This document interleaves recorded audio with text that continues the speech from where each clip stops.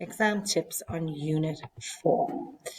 Okay, so what we look at here is some notes, and we see that describe three main short-term sources of finance used by a business. And this will be an example. Be clear who wants three. So think about three, and then you says describe. So you must describe. So short-term sources for less than 1 year features very often on the exam. So bank overdraft. This is a facility offered by a bank that allows current account holders to withdraw more money from their account than they have in it. Interest is charged on the outstanding balance daily. It can be recalled by the bank at any time.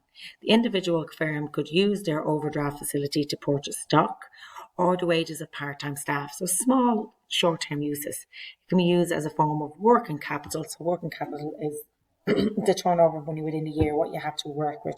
Current assets is the current liabilities to aid the business on a day-to-day operation. Another thing is called trade credit. So you lean on your trade. Firms may buy stock for resale on a buy now and pay later basis. The amount of credit available is influenced by the creditworthiness of a firm. There's no direct charge, but cash discounts may be foregone to be given this credit.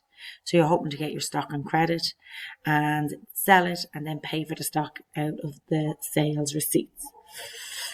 Accrued expenses. Bills that are overdue or owed. So this source of finance frees up money by delaying the payment of regular bills such as utilities, rent or insurance. This would free up cash to pay for supplies, which in turn could be sold, allowing for the bills and the stock for it to be paid for later. There is a danger of disconnection of services in the event of missed payments if you're not very careful with this type. So accrued expenses, delaying the payment of your bill to pay for stock or pay short-term expenses that are due in the very moment. Outline three sources of finance available to a householder for acquisition of a car. So a car is like a medium source, all right, because you're going to have it for more than 1 year. So anything greater than 1 year to 1 to 5, or maximum 7 years is considered a medium. So how could you buy a car? You're straight away thinking of the source of medium. And hire purchase. A person can obtain full use and quiet possession of the good by paying a deposit and a minimum of 5 instalments at regular intervals to the hire purchase company. It's more expensive than a cash purchase, as interest is charged as high as 20% annual percentage rate. So you're paying 20% more for the car, Ownership passes only after the final instalment has been paid. So you only own the car when the final payment. So you pay a deposit and you're kind of hiring it until the very last payment. Another source that they can use is leasing. Like hire purchasing, the lease obtains full use and quiet possession of the good immediately without any major cash outflow.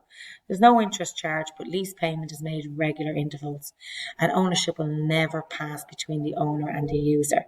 So you're leasing something. So the benefits of this is that you have immediate use of it, no interest, but you can trade in for upper models at any time, and rental costs can be tax deductible.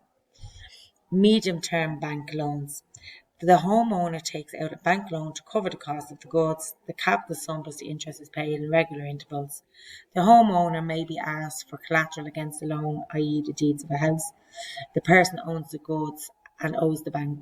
All right, so you own the good because you've got the loan and you've paid for the good outright.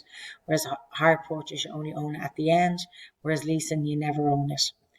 Illustrate the usefulness of debt equity ratio in helping a manager to monitor financial performances of the business. So illustrate the usefulness of debt equity ratios in helping a manager to monitor the financial performance of the business. Difficult for even accounting students, okay? So the debt equity ratio is used to measure firms' long-term financial makeup, its capital structures. Debt is the long-term debt provided by people outside of the business in return for annual interest, plus full capital repayments on a specific date. Equity is the ordinary shares and retained earnings and belongs to the owner of the business. They may receive dividends. The ratio is long-term debt divided by the issue of ordinary shares and the retained earnings, because the retained earnings is the savings that belongs to shareholders essentially. So it's a ratio. You're putting your long-term debt, it's the end of your finance of your balance sheet, is to your issued ordinary shares and your retained earnings. This relationship between debt and equity is known as gearing, debt equity. If the debt exceeds equity, the firm is said to be highly geared, and this means that large amounts of funds are used to pay interest. This reduces the firm's profit and its ability to pay a dividend to ordinary shareholders. If debt is less than the equity, lowly geared, the firm knows that it can obtain further borrowings and profits are not eroded by large interest payments. So again, what's highly geared? If the debt exceeds the equity. Lowly geared if the debt is less than the equity. So, higher options. Let's examine the following figures from Savina Limited.